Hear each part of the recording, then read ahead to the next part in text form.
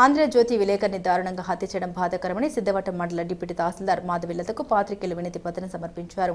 మండల కేంద్రమైన సిద్ధవటం తహసీల్దార్ కార్యాలయంలో మంగళవారం చిత్తూరు జిల్లా వీకోట మండల ఆంధ్రజ్యోతి విలేకరి జగన్మోహన్ రెడ్డిని అతి దారుణంగా హత్య చేయడంపై డిప్యూటీ తహసీల్దార్ మాధవిలతకు వినతి పత్రం సమర్పించారు.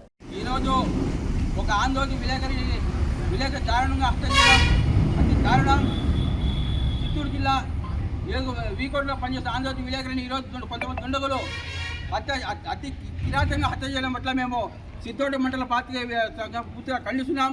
అతని దగ్గర ఏమో తప్పు చేస్తుంటే చట్టపరంగా స్టేషన్ పోలీస్ కంపెనీ కానీ న్యాయస్థానం వెళ్ళి తప్ప అతని ఆంధ్రజ్యోతి విలేకరిని ఈ విధంగా చేయడం చాలా దారుణం. రాష్ట్ర ప్రభుత్వం వెంటనే చర్యలు తీసుకొని ఎవరైతే హత్య చేశారో వాళ్ళు పూర్తిగా శిక్షించాలని కోరుతున్నాం. గంట ముందు ఒక షార్ట్ న్యూస్ విన్నాము. ఈ విషయం ఏమంటే ఆంధ్రజ్యోతి విలేకరిని కిరాతకంగా సంపాదించింది.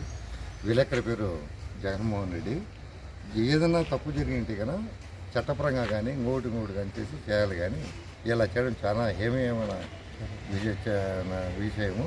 దీనికి చాలా బాధపడుతూ సంఘీభావం తెలియజేస్తున్నాం. వైకోట్లో అతి దారుణంగా ఆంధ్రజ్యోతి విలేకరిని జగన్మోహన్ రెడ్డిని అతి దారుణంగా నడి రోడ్లో చంపి వాడు వెళ్ళిపోయిండు.